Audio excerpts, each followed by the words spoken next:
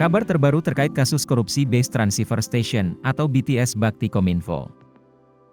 Kejaksaan Agung menetapkan Menteri Komunikasi dan Informatika Johnny G. Plate sebagai tersangka kasus dugaan korupsi penyediaan menara BTS 4G dan infrastruktur pendukung 1, 2, 3, 4 dan 5 Bakti Kementerian Kominfo tahun 2020 hingga 2022.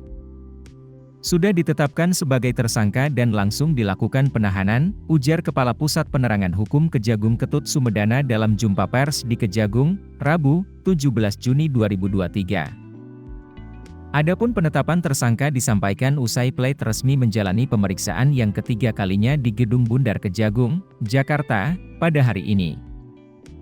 Plate sudah diperiksa sebanyak 3 kali terkait kasus ini.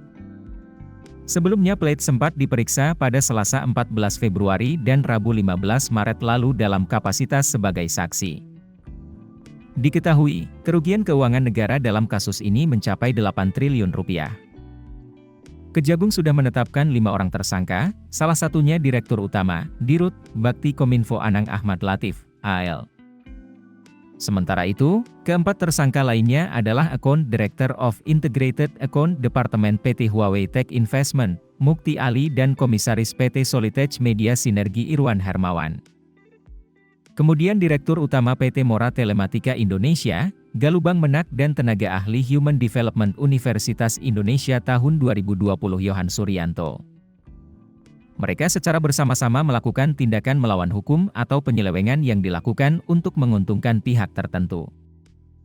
Akibat perbuatan para tersangka dijerat Pasal 2 Ayat 1 dan Pasal 3 Yungto Pasal 18 Undang-Undang RI Nomor 20 Tahun 2001 tentang perubahan atas Undang-Undang RI Nomor 31 Tahun 1999 tentang pemberantasan tindak pidana korupsi Yungto Pasal 55 Ayat 1 Pertama KUHP.